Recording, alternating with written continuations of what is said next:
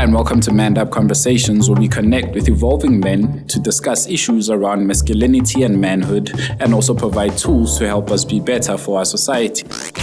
You have to remove things that are not in your best interest. You have to get clear on who you are and where you're going. You have to have some kind of spiritual foundation. Those things, in a nutshell, are very simple. Nothing about that is complex, but actually living it out in real time while you have interactions with people, family, partners, kids, parents, co-workers, managers, all these different things. Managing your own health, mental health, spiritual health, emotional health, finding new purposes, new passions, getting older, watching society change, things happening in the global news, international news, local news, things happening to people around you. Like, life is still moving when you're trying to figure yourself out. Like, nothing's going to just go on pause. Oh, wait a minute. Malik's trying to figure himself out. Let's everybody stop for like 90 days. Like, no. Oh, man. I'm excited for this, man. I think I watched my brother Malik's video on YouTube, and you were talking about something that really, I was like, man, we often see a lot of stuff on YouTube that's kind of like the run of the mill, we've kind of seen it all. And it's kind of like everyone kind of watches everyone's videos and you kind of respond to that, or maybe try to outdo what the last person did. But you spoke on something, sexual discipline, spiritual alignment, success, and purpose. And I was like, man, I have to talk to this brother, and I'm grateful that Samantha reached out, because I saw that, but for some reason, I don't know, the algorithms are checking everything out like that. And I think a week later, I got an email and I was like, yeah, of course I want to do this, man. So, great. Man, it's an awesome pleasure to have you on the show, bro. Thanks for having me, man. Yes, sir.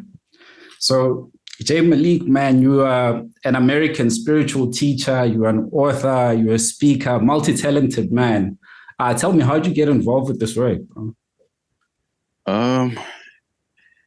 It seems like everything happened naturally. I mean, I've been like entrepreneurial since I was a kid. Like, I was writing business plans and crayons. I've always knew that I wanted to just have an impact in people's lives. And at 10, I kind of had my first like spiritual experience.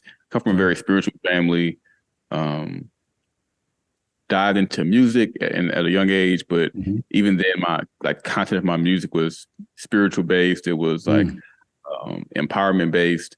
So shifting over to the business space, working mostly in marketing and digital marketing, things of that nature, and really being more like, for me, being more interested in the mind and the spirit and how those two things work together. And going through my 20s of just like studying different religions and different systems, and just really just like taking in like, what is God? What does this energy represent? Why are we here? And looking at so many of the issues that we have in the world and seeing like it all comes back down to this spiritual alignment, this spiritual discipline, which goes to sexual discipline, but everything kind of just warped into like, now it's like the best, I would say, simple way that I've kind of like crystallized is just that we're meant to be successful. Like, we're here to achieve our purpose, and to achieve that purpose, we have to live by certain spiritual guidelines that aren't here to restrict us or make us live a less fun life or less joyful life. But it's, when we live that life of discipline, we have so much freedom, we have so much expansion and abundance because we're living our true, awareness. So for me, it's just curiosity. I think just has moved me to new things and like, ooh, what's that? Like, that can help someone grow. That can help someone evolve. And it's just kind of crystallized itself into different forms. And whether it's psychological, emotional, mental, spiritual, physical, financial, social, relationships, like it all goes back to the same simplistic spiritual guidelines that you can find throughout history. So that's kind of how I got started, just being curious and taking one step at a time, really. Yeah.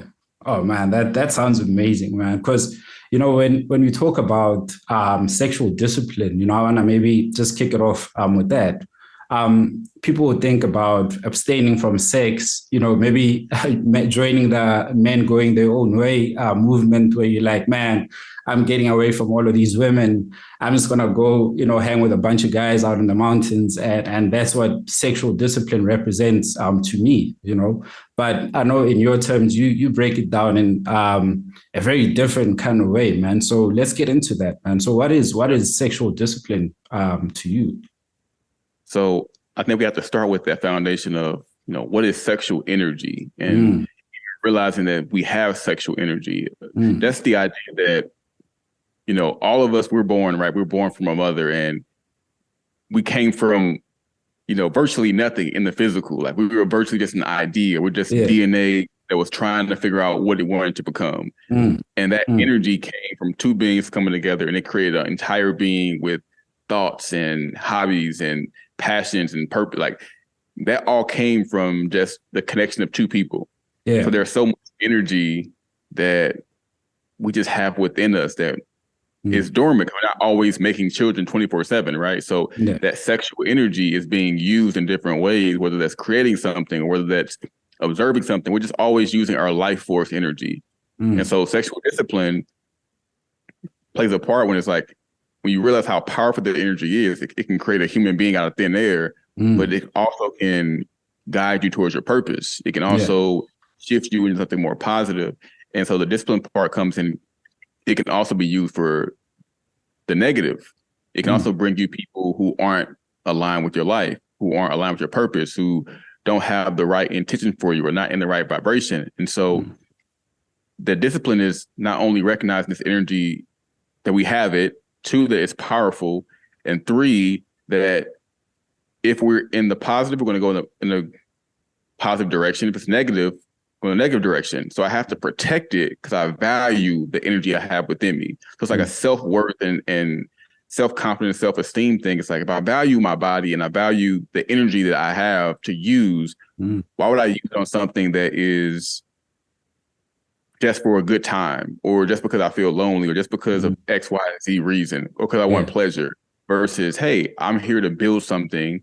And if I build towards that, everything else in my life will align towards me building that thing. And that's where, try to have a lot of men and women with that same thing. It's like, hey, we live in this world. It's like lust, and it's like, do what you want, no discipline. But it's like, you can do what you want, but you will have the consequences that come with that. And the reality is, a lot of men I would say, like, they will make that path more difficult, by going that route of just like having no discipline. So if you live a disciplined life early, you get to have more freedom later. That's kind of how I see it. Man, I love that, man. And, when you talk about men kind of, using or just getting introduced to sex in ways that are not really empowering to us, right? Some is, I was on a camp on the Mankind Project camp. I don't know if you've heard of the Mankind Project, but one of the things we spoke about is how we got introduced to sex. So, what were your first sexual experiences? And what I learned from that conversation is a lot of us didn't, we didn't really go into sex knowing what we're doing. It was either, someone took advantage of someone, or, it was just sitting with a bunch of boys and, someone popped in a porn tape and, now we're all sexual, right? But how do you think that really affects us now growing up? And how do we untangle ourselves from all of these connections that we get through, whether it's TV, whether it's the hip hop or whatever other music that we listen to, because it's so aggressive the way it comes across, right? Yeah. For sure. Yeah. It's tough. It's tough. And this is why it's a spiritual journey, right? I would say it's very, very, it's possible, but it's very, very, very difficult to take that path of sexual discipline without taking a spiritual path, because the deeper reason for it has to be connected to your greater purpose and your greater calling. And part of that is like saying, hey, I want to step into my best version of myself. And to your point, the music we listen to, the films we watch, like pornography is so huge. Like, you can find pornography on Instagram now, right? It's so available to a 10-year-old boy who can just log on his phone and just no one can see what he's doing, but he can just get on his phone and see porn.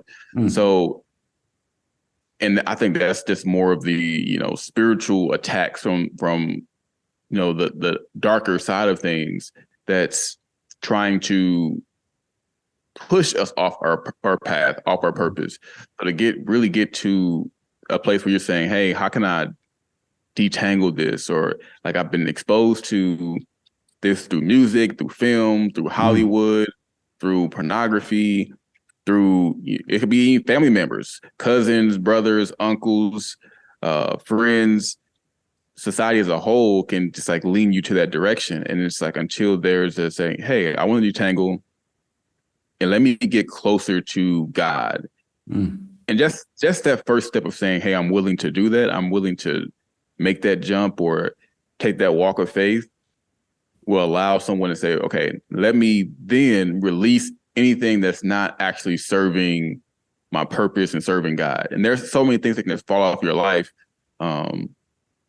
Again, pornography, the kinds of music you listen to, the films you watch. There's all the things we take in that we don't realize are influencing us, right? They're shifting the way we think things should be or what is normal that may not really be normal for you.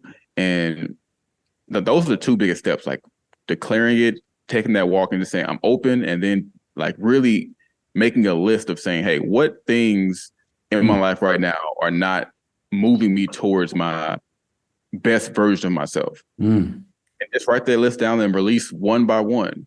And for me, it was an obvious thing. It was like, okay, drugs, alcohol, gotta put it down. The music I listen to, gotta put it down. The films we watch, gotta put it down. It was just, you release so many different things. You remove so many things from your life. And it can be extreme at first, but you realize there's so much more space for new things to come into your life when you remove some of the stuff. And sometimes we want change, but we haven't removed the stuff that we need to get out of the way, because we can only hold so much energy and so much attention, so much space in our minds. So if I'm listening to, and nothing's wrong inherently with a certain kind of music, but there's something wrong with if you're just downloading this constantly in your mind. So like, you're listening to hardcore gangster rap music or trap music. Doesn't mean you're gonna go out here and sell drugs or kill anybody, but what frequencies are coming into your mind? What energies are entertaining your mind constantly? And then if you want to go outside of that box and say, I want to grow and be the best version of myself. Is it possible? Sure. But typically what comes with that is conflict. So you may be doing the right thing, but what you're consuming is so negative. It's like, if you want to do the right thing, why not listen to things that actually align with what you want to do in your life? Yes, sir. There's nothing wrong with things that are positive or things that are empowering or things that are motivational, things that are uplifting, things that are empower. Like, all those things they match. And then the question is like, hey, why would I want to do good in one part of my life, but then consume all things that are contradictory to what I want to do? And that's a huge thing we have to, discuss, as a culture, as people in general, and just as society. Like, is this what we want? Why do we watch so much death and destruction and chaos if we want to live peaceful, aligned lives? Man, and that's real deep, because when you often listen to psychologists or psychotherapists, they'll talk about we watch all of these gangster films and all of these bad guys because there's something in us that's not satisfied, right? Because we now externalizing, I know I don't want to kill people, but because, I'm listening to people talk about it, then it's like something that's deep down in my psyche. I know that I can be a bad guy, but for sure, I'm going to bang that hip hop. I'm going to bang that hit 'em up because, I want people to know this is how I feel inside. And you spoke on something that, we often fall in love with an ego or an ego or version of ourselves that's not really true to who we are, man. And I want you to break that down. I got that it was so powerful, because I'm at a stage in my life now where I'm actually toning down on some of the hip hop. And I have to use an example of Eminem, unfortunately. In high school, Eminem was everything to me. Everyone banged Eminem and was like, this is it. But you listen to like the Slim Shady album now, it's like, man, I can't believe I was playing this in my lounge with my folks in the house. But we fell in love with the image of Eminem and what he was representing, the rebelliousness of it. So how do you think that plays out in our situations, man, and falling in love with these idols and using the celebrity as a model for us to kind of, shape and mold our lives around? Yeah. Yeah. I mean, the influence is crazy, right? Because, I mean, they say, Lucifer was the angel of music. And there is something also about that connection between teenage rebellion and the fact that, 90% of hip hop is driven by youth culture. Even though people who are in it may be 35, 45 years old, they're still personifying the energy of a 16-year-old or 18-year-old, a 22-year-old. And so with that, you take someone's influences or their role models or their idols or these people, you give them these material items and you show that these people are successful, how they've done it, and this is how they feel about things. You're pretty much wiring the next generation to behave in the same format, which is why we have 50-year-old men who act like 20-year-olds. Yeah. And there's no growth process. So if the 50-year-old acts like a 20-year-old, who's going to teach a 20-year-old how to be a man?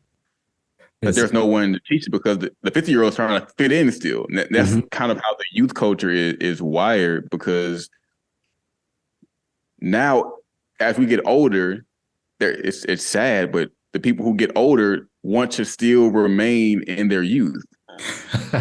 They even dress like the young kids right now, right? Dress like what's the new thing that the kids are doing? How can I stay young in a sense? And it's disrespectful to the process of life, right? Like we were meant to get older, we're meant to mature, things are meant to change. And to your point of like the ego, it's one that there's that big gap of like maturity and the passing down of tradition and knowledge and wisdom that is supposed to push society forward and move us into a more progressive society.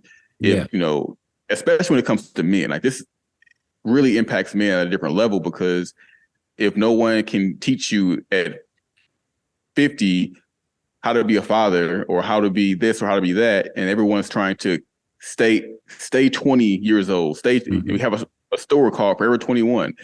Like there's so much about this culture that's like, hey, how can we stay young? How can we stay rebellious, basically? And that kind of goes with that ego image of like, I want to stay a certain way. I want to be the way I want to be versus what's the most aligned for me or what's my actual purpose in life. And it just kind of removes us from even asking that question. And life still goes on, right? Like food still has to get put on the table, bills still got to get paid, work still has to get done. People live, people die. Like things are still happening in life, regardless of if you want to figure out your purpose or not, or you want to figure out how to grow or not. And so that can be very stressful as a man who's, going from 18 to 25, and he's getting older and things are becoming, more of a burden of responsibility on him, but he doesn't really understand yet because he's still living as an 18-year-old. And the people he sees that are older than him, who are 35, 45, are still trying to live like him. So he's like, okay, well, I'm not doing anything wrong because these older men are still doing this. So, and they have this, or they have these cars, they have this house, they have these girls. So I want to live like this. So I want to keep. So they never really question or try to find who they are inside. And while they do that, life still goes on. Then you add the sexual component of it. Okay, well, this person has a child or 2 or 3 or 4 or 5, and they haven't figured out who they are inside. But now they have children to provide for. They have a woman who's looking for resources. All these things start adding up on men, and it becomes a huge burden. It's why men commit suicide at higher rates than women. Sure. So there's so much pressure that's already on men in general. That's just as a human being just evolving, right? But there's more pressure. And I said, If you live the undisciplined path, life becomes more burdensome, right? Like that person who may have had kids early, may have multiple kids that they can't provide for. He has a woman who's 1 or 2 or 3 that's like on him 24/7. He's trying to figure out what his life is supposed to be, but he still has this rebellious teenage spirit within him. He's listening to all these things that are dark and demonic and pushing him a certain way. There's no room. There's no space for purpose there, no space for alignment there, no space for God there, no space for peace there. And so, of course, if I have this built up negative energy within me, I may go outside and shoot somebody. I may go outside and sell drugs because I'm already this rebel inside. So why change now? Right. So there's a cultural shift that has to happen, but it's really a spiritual shift more than anything. It's like if we can't shift the spiritual element of what we promote to young boys and how that evolution process takes place and how we can grow, what does manhood actually mean? Yeah. What does it actually mean in society? And that's a huge piece that I think we're just missing that question. I mean, it's happening on the other side too, like where people are asking like, what's a woman nowadays? So we just live in a completely warped society that we're just missing out what was our purpose here? What are we meant to do? And it's an unfortunate thing. So this is like we're in the matrix right now, man. You know, as like everything we've been thrown in this big pot and everyone's trying to like swim out of. But I feel like, you know, as much as there's information out there on how to the necessary steps to take for you to kind of get yourself out of that world, it does kind of get to a point where it kind of feels like, you know, it's like some woo-woo community, you know, it's like this searching for purpose and finding yourself. It just feels like, yeah, you know, you're in the woo community, man. We're not going to do that. We got bills to pay. You know, I'm trying to ball, man. I want to be like everyone on TV, like we've been saying. So how do we get men to kind of realize that, you know, man, you got this life force that's inside of you. You actually, the way you're living right now is not only affecting you, but you're going to have some kids and that's going to affect them. And, you know, by the time they plan on having their own kids, you got a whole generation now. And by the time it lands on the grandsons, having to work back all of that trauma that you done started now, it's too much of a task, you know? And that's why I feel like most people will feel like, yeah, you know, we can try work on that, but nah, we'll just keep on living the way we've been living or the way society's living for that matter.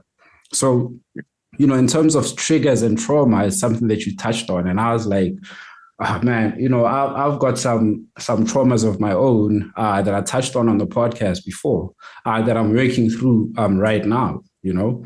But I feel as though when I talk to other guys about it, whether it's a safe space or not, a lot of men are not ready for that conversation. You know, what do you think is contributing to that, man?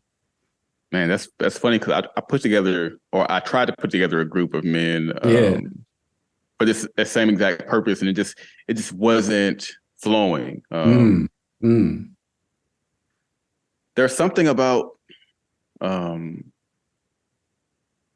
tradition of masculinity that is like historically about someone like understanding hierarchy, whether it's like sports or military, all these like masculine structure, they're all about hierarchy and initiation. And I think maybe the last 50 years is the first time where men have not been initiated into anything, you know, formally. And we don't know what initiation looks like. And the funny thing is that we will still replicate that, right? Like you have gangs. You have to be initiated into a gang. So we understand what initiation is. It's that we don't do it for the proper things. So, you know, even the idea of like your bachelor party before you get married. Oh man. You get strippers because that's like initiation. It's like showing this is your last day being single. Yeah. So we understand what this process is. It's just that we have to have some kind of vulnerability to say, hey, this is where I am right now. And I need help getting here. Sure. And there's nothing wrong with that. That's just a life process. But it's there are so many blockages that come up. Like I said, that trauma that can come up from age 5, age 7, age 10. And by the time we're old enough to deal with it, we may have programmed ourselves to deal with it in a way that's not positive or healthy. So if someone has from age 7, and then by the time they're 13, they get thrown this pornography, they get thrown this music, the culture, and then they start getting more pressure to do this and find what they're going to do for work, and all these things that get thrown on them. No one asked that 7-year-old boy, did he have anything that was going on, or if he needed help with something, or was there something bothering him? And it's like, as boys get older, that we become less human. Yeah. Right. At 5 years old, you're still you're still a little boy. At 10 years old, it's like, okay, you're a little man. And when you're 15, it's like, okay, you better start thinking about working. But no one ever is like, hey, when you were 10, when you were 5, when you were 7, what was going on? And by the time you get to that age, everything is just thrown at you at once. And we're not preparing young boys to say, hey, this is what manhood is going to lead into in the future. You're 10 right now. At 15, at 20, at 25, at 30, this is what these things look like. And I think it takes conversations, take real life, vulnerable conversations. It takes better role models. It takes people being willing to challenge the status quo, because a lot of this is still built off of kind of that teenage energy of, okay, what's cool? Yeah. What's in right now? I don't want to, because as humans, we're programmed to be tribal. We're programmed to fit into what is around us. And it takes men to say, hey, in order to us to build for the future, we have to call out what isn't working. We have to call out what's actually destructive. We have to call out things that they may seem cool now, but they actually lead to more trauma, more dysfunction, more chaos. And we just need more men standing up and saying, this is not the way we want to go. And if you want to go that way, at least you were warned about it. And I believe everyone should be informed about the consequence of their decisions. Sir. And if you decide to go that way, hey, you're your own man. But some people are just unaware, and some people are they're in something right now and they're doing it, and they haven't got burned yet. They haven't felt the consequence yet. So maybe they're out here having sex with multiple women, they're being reckless, they're whatever, and they haven't really been burned. They haven't had a bad situation happen because of that. So they like, nothing wrong with my life. My life is good. Man. But when it catches up to them, it may hit a brick wall and everything just falls down. And if you have no safety net, you haven't prepared for that. If you don't have God in your life, you don't have any sense of spirituality, you don't have purpose, when that fall happens, it's going to be just a straight line drive fall into the abyss, into the darkness. And sometimes that's what people have to go to find themselves and say, hey, what am I doing with my life? What's happening right now? And obviously it's not the best case scenario, but it's better than nothing. But we would like for men to not have to fall into complete darkness to find themselves. What we have to, try to move forward doing with the youth. Oh, man. And you touched on that word, man. You mentioned vulnerability, and it's a word that's been used in a lot of men's spaces right now. And I feel like vulnerability means different things to different men, right? But while I was watching the video, you spoke about being naked and not being afraid of being naked, and that's pretty much, I think, the way I understood it is owning up to the things that you feel like, these things are very low vibrational things in my life. I don't need these attachments anymore. I don't need these things. But, it takes a certain level of maturity as well to admit that, right? And not only to yourself, but to the people around you. And, I feel like the journey of a man is, as much as you're living for yourself, but you're living more so to impact the next generation, like we're saying, these traumas that get passed on. So, in terms of getting naked and just taking off all of this baggage that we put on ourselves, right? You mentioned we're not treated like humans, man, from like a very young age. You get kicked out the house, you're a big little man, and now you're thinking work-wise, you got to get married. That's like there's this constant chase for you to do something, and you rarely get a moment to like, let me just slow down. And women get that chance. You know, they either create the space for each other to do that, or, you know, you just find you haven't seen this lady in years, man. And as soon as you see her in like 2, 3 years time, she's out there doing the most. You know, she looks healthy, she looks good, and everything in her life seems, you know, and I'll say seems aligned. And it seems like she had to go through that nakedness to get to that place. So in our support group, so, you know, you mentioned that you also try to set up a group of men to get them talking. We speak about, you know, what does it take for us, man, to actually just get out of these bags that we put ourselves in? And you'll find that even when, I don't know, 10 guys will be easily going into conversation about whatever it is that they're dealing with, but the rest of the guys are quite shut down about it. It's like, man, there's this world of vulnerability for men it does not exist. It does not exist, bro. You know? It reminds me of like the Adam and Eve story of like when Eve ate the apple and then God saw them in the garden. They covered themselves because they were ashamed. It's like that shame feeling is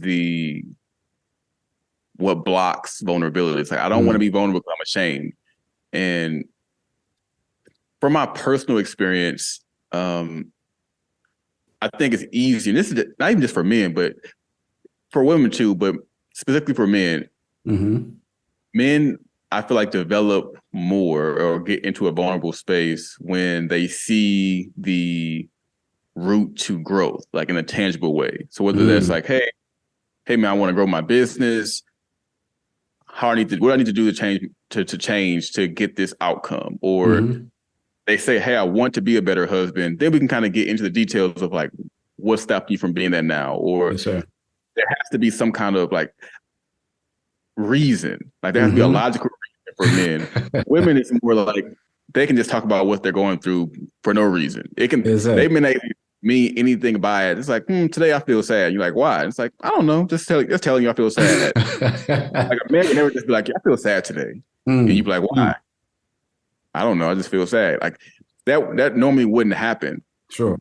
So like for men to, I think, and I don't know, like this is just like how we're engineered, but it's just something I've noticed that when we tie it to something that's tangible, and that's the whole point of this purpose conversation too, right? It's like being sexually disciplined for the sake of it. For most people, they're not going to do it. It's like, why would I do that? Well, they understand why you need to do it. Like, you should do this because when you do it, not because of the fact that you should just do it because someone says you should do it or because it's right. It's like when you do it, your life will improve in this way, and this way. And sometimes for men to open up, because after they, anyone who's done something quote unquote wrong, right? Oh, I didn't do this the right way. It's like no one has done everything the right way. We're all humans. Yes, and some of that we don't always accept that, right? Like we're humans, we're going to make mistakes. The point of life is not to not make mistakes, is to learn from the mistakes and to keep growing and to keep getting up. And I guess that process too of like, hey, it's okay to fail, man. Like you're going to fail at something sometimes, and you just got to pick yourself up. And if there's men around you who can help you with that or support you in that, it's like, take the opportunity. Like there's no shame in learning from a man, because at some point you'll be the man that a boy has to learn from. And we have to remember that this baton is always passing. That's what brotherhood is. It's like, I can pass the baton, you can pass the baton, and we can lean on each other for different things or for the same things. Whether it's just accountability, whether it's emotional, whether it's spiritual. There's supposed to be men in your lives who can handle different aspects of who you are so that you don't have to lean all on yourself. Now, of course, you're supposed to lean, on God and on our spirituality and our faith, but you also need real life human beings here. Yes, sir. And if you don't have that, then you're going to be kind of all over the place. Like men provide that structure. And so it's tough. And that's why I said like early, like it's synergized itself into like one thing for me as far as like, hey, how do you become the best version of yourself? And it just forces us to think about, I can get better in this area, this area, this area. I can let go of this bad habit. And there's nothing wrong with that process. Like there's going to always be a gap from point A to point B. It's just accepting that process and saying, okay, this is my gap. This is where I want to be. Who do I need to change? Like how does my ego need to shift? What should I let go of so I can become this person that I see in this vision, that I can keep growing? And so that when I get to that space, I can give that back. And it's like knowing that I'm on this journey to that point so that I can turn around and look back at someone else who's going through that same journey and say, hey, you can do it too. It's not that anyone is superhuman. It's just we just decide to walk the path. And some people are just, they've been walking the path longer, or they walk faster, whatever the case may be, or both, right? So it's like that's the human process, is just to share and exchange, whether it's knowledge, whether it's wisdom, whether it's a smile, whether it's a good time, whether it's just whatever it is. Like, we're just here to exchange with each other. And as men, we have to get better at exchanging things that help us become better, and not just things that are entertaining or gossip. Hey, look at this chick I just found. Or like we can share a lot of stuff about nonsense, right? Like somebody will share with you. You can talk to a friend and he'd be like, oh, I'm talking about this chick I just met. And he's like, well, how you doing? How's the family? Like that conversation goes out the window. And we just have to get better, at progress and growth. And because there's people who depend on us for those things, and whether it's family, whether it's other friends, society, the community. And that's, as a whole, I think society is hurting because we have this mass agenda that says, hey, men are evil, men are bad. And that's also hurting that process as well, because men are getting told that, hey, we don't need men to be leaders anymore. We don't need men to be this anymore. We don't need men to be that anymore. Women can do it all on their own. And it's simply not true that no one can do it all on their own. Like, not even a man does it all on his own. Like men need brotherhood just as much as women need men. And so, like, the world is upside down right now, and there has to be men in place to say, hey, this is how we're going to moving forward. And you can be a part of this program, or you can be a part of that program, but you get to pick. I think that's where, like, kind of life is like unfolding right now. It's like there's going to be a dark side and a light side, and saying, which side do you want to be on? You want to be in this negative energy or the positive energy? You want to be in forward progress, or you want to be in stagnation and chaos? And men have to decide which side they're going to be on. And they're going to be men who choose chaos, for sure. Yes, sir. There are going to always be men who say, I want to choose the lesser path, the easier road, the more fun road, the road with less discipline, the road with less rules and restrictions. And those men get those consequences. It's part of being a man, making your own decisions. But there are a lot of men who want to take a better path. They just don't even know what the better path is. They don't even know how to get there. And it's, I mean, combos like this are important because, like, someone could watch this and say, wow, I never even thought about that before. I never even thought about getting better. Like, something that stands out to me that happened, this was maybe 4 or 5 years ago. I was talking to a woman, just working through some things with her business, and she was talking about like mindset. She was like, you always talk about having a positive mindset. How do you do that? Right? Like, and she was legit curious. She did not have any idea how to have a positive mindset. She's like, I don't know, what do you mean? Like, how do you be happy? How do you make yourself happy? How do you think happy thoughts? Like, there are people who want something that seems so simple, but they haven't been exposed to it. Maybe they're around nothing but negativity. They don't even know how to think in a positive manner, because everything around them is negative. Everyone around them is negative. Every event around them seems negative. And then you add that with the culture and the media and the music. It's like, it's very difficult if you're someone born in the situation where there's nothing but chaos and dysfunction. You want to think functionally, but it's like, I can't, because that's not my normal. And there are so many men who are on that path too, who they're just fitting in. Fitting in with what everyone is doing. And it's like, hey, if you want to be a man, the first step is deciding the path you want to be on. You may not be equipped to get there, but just deciding, hey, do I want to live a life of chaos or a life of progress and dignity and integrity? And when you choose that path, you will get people, you reveal people that can help you on that path. And there's going to be men who look at you as even a example and say, wow, I didn't know you can be this way. And so a lot of it's just exposure. Like, I only know all the rappers. I don't see, a man of God or a businessman or an accountant or whatever the case may be, whatever this guy does. All I see is the rapper on TV or the guy who's doing this. It's like, what's my example? Right. And so there's a lot that has to shift, and I trust it's all going to happen in, you know, due time. But it's just something that's real, right? It's impacting us every day, communities, generations. Mm-hmm.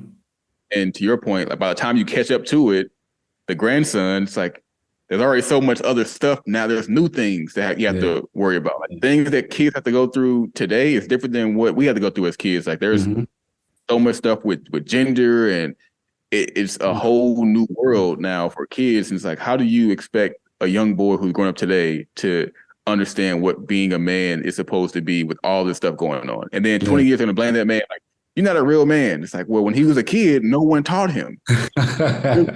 Yeah. Like, and it's just like we quickly overlooked the fact, like 15 years ago, when he was 5 years old, everyone said, you don't have to be a man. You don't have to do this. And then he got older, and then you blamed him for not knowing what he wasn't taught. Oh, so we're just doing a disservice to young boys. And then they get older, and people forget that these men were once boys who were raised. They were taught different things. And it's like, if we don't change what they're being taught, and we don't understand the importance of men in society, we won't. You know, it's like if we don't respect the job position, we won't train for it. Yes, sir. We think it doesn't have high qualifications. Why do I train for that? Why would I train men to be good husbands if I don't think husbands are that important? If I don't think being a father is that important, why would I train someone for it? But then it becomes important, and you just blame that man for not knowing. It's like, who teaches men how to be husbands? Man. And I don't think I haven't seen no husband camps or none of that, man. It's like these conversations happen in private, right? It's like, I don't even know how, you know, I've asked some uncles, you know, like, man, what happened? You know, when did you decide to get married? You know, what happened? Well, how do you know you love your wife? And I still get the same answer, man. Like, man, when you're ready, you'll know. And I'm like, well, that doesn't give me anything to work with, right? Like, then I'm just going to be second guessing myself every time. Like, you're playing double dutching with the whole time. Like, okay, maybe the time is right. Maybe it's not. Yeah. Oh, man. But you touched on something as well, like, you know, exposure. You know, exposure sometimes, because of the people we're around, they might also not necessarily know this type of conversation. You know, they might not know what manhood is. To them, manhood is, hey, man, I get, you know, whatever I want to do, whatever impulse I get, I'm going to act on it, right? And that, to an extent, you can say, yeah, as a man, you need to kind of go out there, take charge, and do whatever you need to do to get what you need to have, or whatever you feel like is worthy of you having, then you're gonna go for it. But unfortunately, that leaves a lot of men now confused, or a lot of little boys, young boys confused. And we spoke of something called destiny helpers in our group. And by destiny helpers, we're talking about, you know, sometimes you have to leave your circle or your community and get the advice from people who are out there, which is another interesting thing, because now, you know, I'm South African talking to Malik out in America, but listen to the conversation we're having, and some of the problems are like, it's universal, man. We're struggling with the same thing everywhere. But whenever you go out there and you start doing the work on yourself, somehow you get exposed to the men that kind of see the work you're doing. And it's like, oh man, I never thought people would think on that level. Well, let me tap into that. And then the more of it you get to, you know, explore and see for yourself. So I feel like there's also responsibility on men to just be accountable for themselves, man. You know, I get it. You've got a circle of guys that, you know, you feel like this is your team, this is your crew. You have to be down and you have to fit in and everything. But at a certain point in your life, you have to kind of pull away from that, right? And start now looking at you. Okay, well, hey, I'm KG. This is what life means to me. You know, my experiences have led me to want to uncover certain things, learn certain things about myself, so I can navigate life a bit different, right? For me to achieve whatever success I feel I need to achieve. And, I think another illusion that we kind of feed into when listening to these conversations and people talking about, yeah, you got to do work on yourself. People think that, yeah, you're going to do work on yourself and everything's going to work out. You're not going to have no problems anymore. And I'm like, nah, that's actually a fallacy. Problems are part of are part of our journey.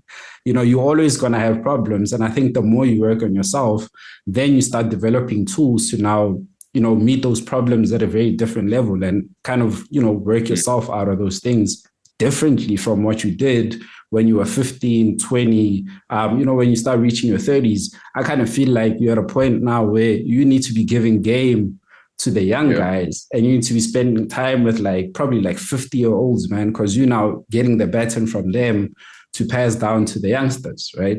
So how do you feel about, people who talk about these conversations and, the world of, I don't want to call us coaching and that, because I kind of try to stay away from that. As soon as you talk to men, well, I found in my circle, when you talk about, yeah, man, you need to see a coach. It's like, dude, all right, well, who can you recommend? Okay, well, there's this person, that person. They go for one session and it's like, yeah, we didn't even click, man. I'm going to give up on that. What do you think about people who take the work you have to put in lightly? It's just let's do 1 or 2 sessions and I'll be good. The journey isn't quick and it isn't easy, right? It's a simple journey. It's a very, very simple journey. The journey is not complex. And I think sometimes people can take in the simple things, and because it's simple, like, oh, okay, either there's more to it you're not telling me, or it's going to be easy. I've had people ask me things and I tell them the answer, like, well, that's too simple. It's like, well, it's because it's simple doesn't mean it's easy. Right, it's just, this is the process. The process is very, very, very simple. It's very, very, very clear. You have to remove things that are not in your best interest. You have to get clear on who you are and where you're going. You have to have some kind of spiritual foundation. Those things, in a nutshell, are very simple. Nothing about that is complex, but actually living it out in real time while you have interactions with people, family, partners, kids, parents, co-workers, managers, all these different things. Managing your own health, mental health, spiritual health, emotional health, finding new purposes, new passions, getting older, watching society change, things happening in the global news, international news, local news, things happening to people around you. Like, life is still moving when you're trying to figure yourself out. Like, nothing's going to just go on pause. Oh, wait a minute. Malik's trying to figure himself out. Let's everybody stop for 90 days. Like, no. And the challenges are still going to come too. You're working on yourself. The next challenge is on its way already. Whether you plan on working yourself or not, that's the thing. If everyone is right now, in the next 90 days, something is going to happen. It's going to be a challenge. Like, we don't know that, but we just know that, right? Like, everything's not going to be cream for the next 90 days with no challenge whatsoever. To your point, the difference is, are we preparing for it? Are we getting better, that when we get to that point, we have more strength, we have more faith, we have more trust, and we can move forward past that obstacle because we've done the work, or we continue to do the work, and we understand that it's not a destination, it's a process, it's a way of living and improving yourself, or personal development, or whatever you want to call it, right? It's about the way you live your life. It's saying, hey, I want to continue getting better. It's having a beginner's mindset. It's saying, hey, I want to always be learning. I want to always be curious. I want to always see life as expanding, and there's more unknown things that are coming into my life. I don't want to be the person who has this solid rock ego who thinks nothing else exists outside of what I think.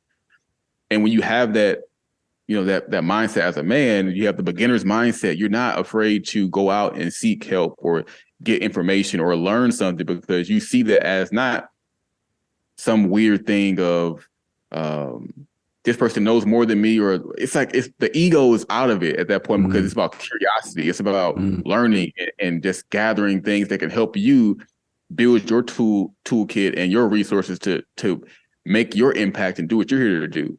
And so I know there are men who don't want to learn from someone because they feel like it makes them less than. It's like, how can learning make you less than? Learning makes you better. Yeah. Yeah. They're looking at it so ego driven. It's like they can't see it from a just neutral point of view. It's like, hey, you're getting something. You're getting something. It's helping you become better. It's like, why wouldn't you want more of that? It's like, if I had to read a book from this person, I'm not going to feel like, oh man, he knows more than me. It's like, obviously, I want to know some of that. Yeah, I wouldn't know. It's like if I had to read a math book, I don't know math yet, so it's not a shame. It's like I can learn it. I'm not teachable, but some people are, unwilling to learn in that process. Like I said, of one session, 2 sessions, that's going to happen. You can have a lot of clarity happen. You can have a lot of deep reflections from a session or two, but it's going to take months, maybe years, depending on what kind of work it is and what kind of underlying things are behind that, right? It can be some deep trauma that may take you years to clear up. I've coached people, and let's say we had 6 months, and I'll hear from them, a year later and say, wow, what you told me last year, I just got it. Like, I got it then, but now I really get it. And it's like, not because they didn't get it at the time, but because it was simple and they got it and they grasped it, they were using it. But as they live their life, you have to live with these principles and these ideas and put them into practice. As you go through those challenges or obstacles, you put them into practice, and then you learn there's so much depth in that simplicity. There's so much juice in that just simple things that we know we should do, but it's like their issue is the things that block us from it. It's the psychological things that block us from it, the mental things, the spiritual things that block us from the things you should do. It's like, I should probably eat healthier, but I'm not. It's like, that may seem like just being undisciplined, but there's something attached to self-worth that says, hey, I don't care about my health. I don't care about my body. I don't care about X, Y, and Z. And it's like, why don't I care about those things? Because I don't see it as valuable. It's like, well, why don't you see yourself as valuable? And they got a whole rabbit hole of things of like, why you don't think you're worthy of taking care of yourself? Or I'm going to do this because whatever, like it all goes back down to a deeper feeling of like self-worth and like, do you know who you are? It almost always goes back to, do you know who you are? Because if you knew who you were, you would value who you are, but you don't know who you are, so you don't value it.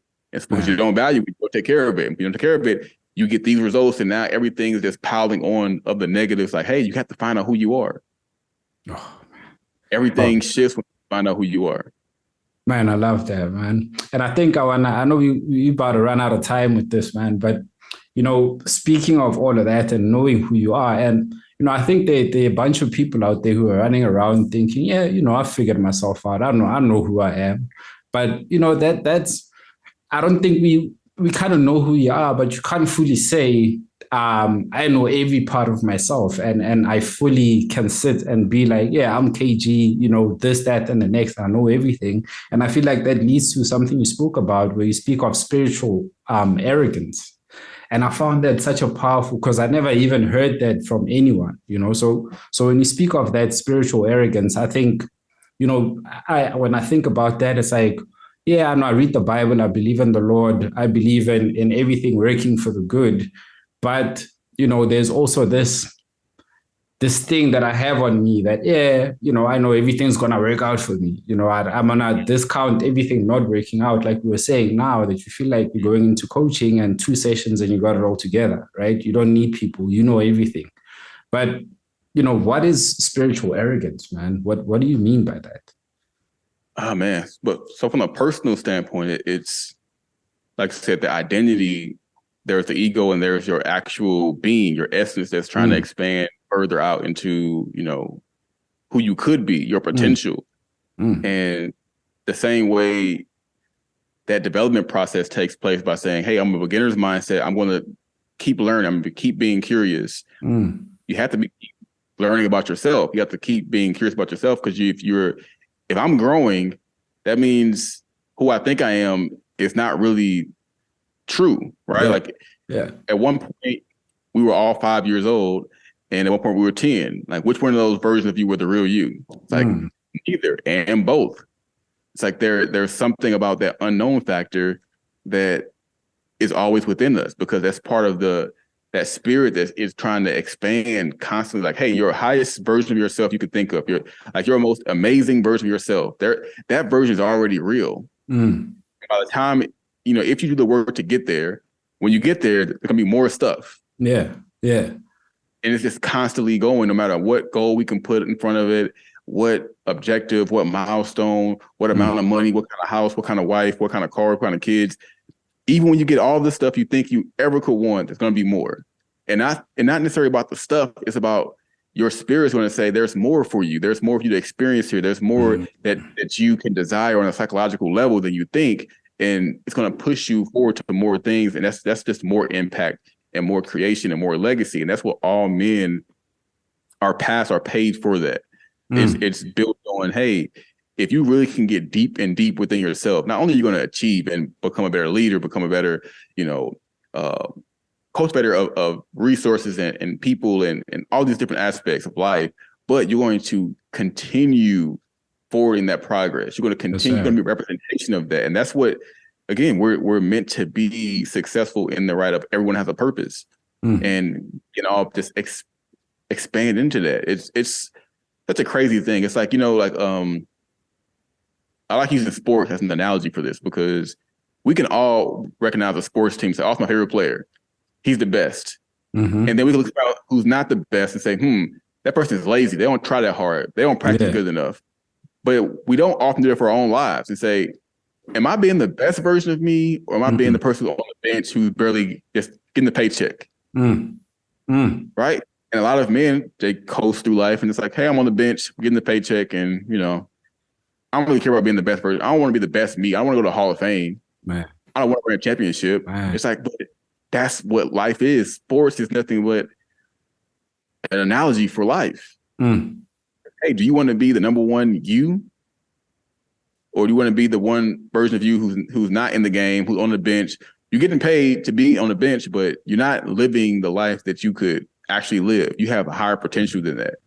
And we got to decide like that has to be the driver. Like, I want to be the best version of me that I can be by the time I'm done. And even though when I get there, it's like, I could have had a little bit more, but that having that drive to say, I wonder what my potential looks like. I wonder who I could actually become. I wonder what's in here, because who I am right now is not it. It's something. And I love who I am now, but I know there's more in there because I can just feel it. I'm curious. I'm trying to learn who this person is. And so you have this openness, and if you're connected to God and saying, hey, I'm open to who I can become. Like, this show me what I need to do. I'm following the guidelines. I'm following the rules. I'm following all these different things because I want to become better. You open yourself up to possibility, where someone else may be closed-minded. They're more outwardly focused. They're not disciplined. They're like, things are going to be hard for them. It's just simple math, right? Like, if someone is not trying to grow, they won't grow, because growth is going against the grain. It's going against your ego. It's going against who you think you are, saying, I'm okay with where I am, but I want to grow further than this. Yes, sir. And that's has to be intentional. It has to be, out of purpose. Man,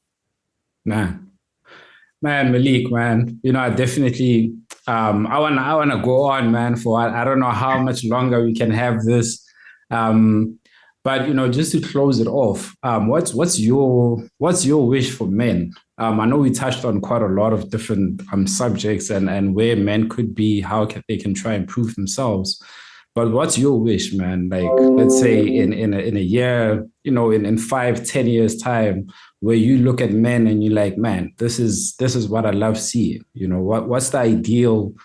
Maybe not the ideal, but a start or a place where you can be like, yeah, I'm looking at my brothers and I'm pretty proud of what I'm seeing right now. Yeah.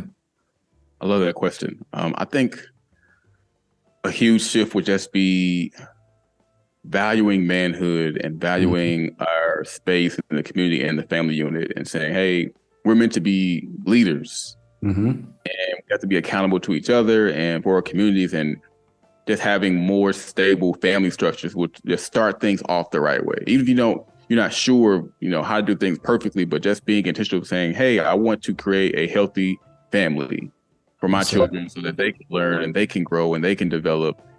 because that's what life's about essentially anyways, like passing that baton down to the next generation. Mm-hmm. And so healthier families, you know, healthier marriages, that's a huge first start, you know, just like changing the dynamic of how things operate today. Because if you have more family men, you're going to naturally have less of the stuff in the media and the music, because I don't want my children to listen to that. I don't want my grandkids to listen to that. So we're going to start speaking up more about it. But when you have less men who are family oriented, oh, that's fine. Turn it up. Yes, sir. Right. Yes, sir. Family is the foundation. God and family are the two biggest foundations. Man. Oh, Malik, my brother, I appreciate that, man. We're going to share all your details. I know you got a book out as well. You know, if men want to hit you up for some sessions, we're going to share some of that as well in the show notes. You guys can check it out in the description of the video. We're going to post this tomorrow, actually. Also, I think we now, it's 11 p.m. on my side in SA now. So in a few hours, we're going to have this up. We're going to shoot this to Spotify. It's our first episode for the year. So we're on season 3 of Man Up Conversations. And man, I'm definitely proud of you, my brother. And man, I'm rooting for you. You know, I'm supporting your content. You'll catch me all up in your comments as well. And yes, sir. We'll catch you on the flip side, man. Bless you. Thanks for having me. Yes, sir.